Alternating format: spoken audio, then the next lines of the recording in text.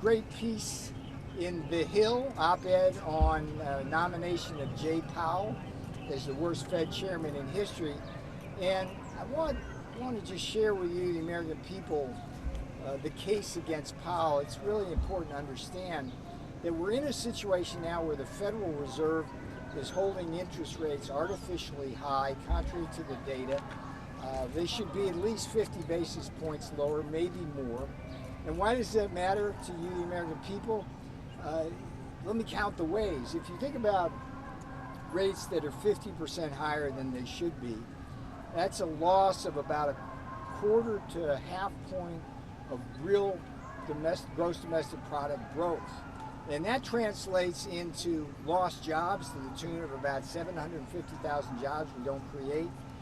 It translates into lost tax revenues.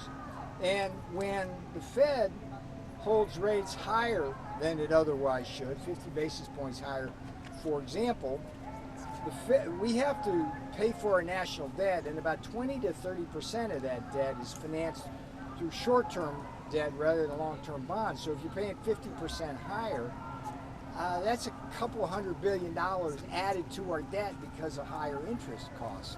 So he's making a really big mistake, and what I do in the op-ed in The Hill is I talk about how this is not Powell's first major blunder, it's his third. And let me walk you through that.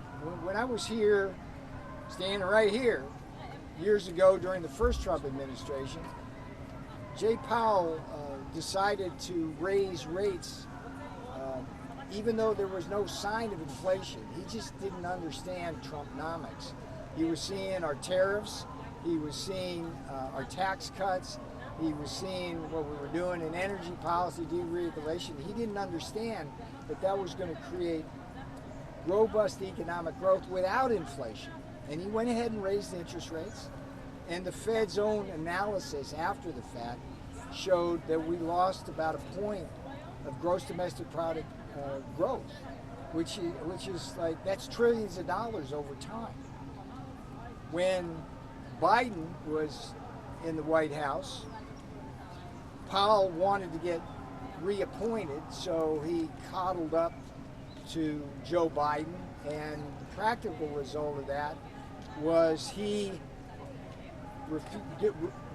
refused to raise rates even as inflation was rising dramatically.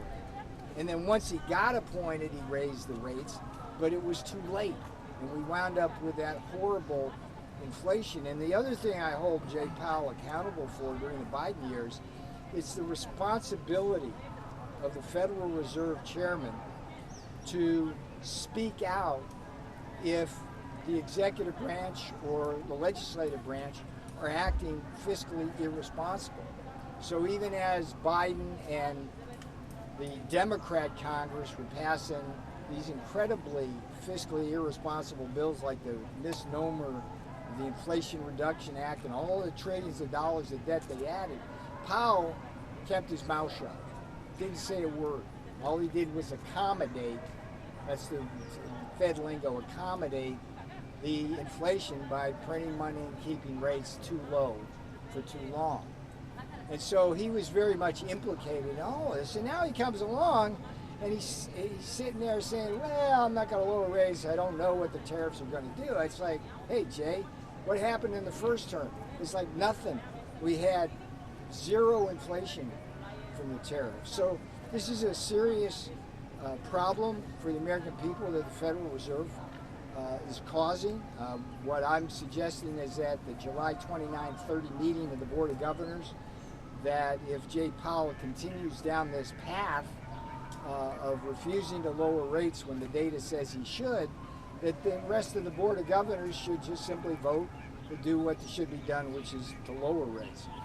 The last thing I should say, the interesting part of the Hill piece is, for you journalists, is a little bit of background history. I worked my way through bad Fed chairs and good, right? One of the bad ones was Arthur Burns, who during the Nixon years helped Nixon get reelected by printing a bunch of money in going into the '72 election.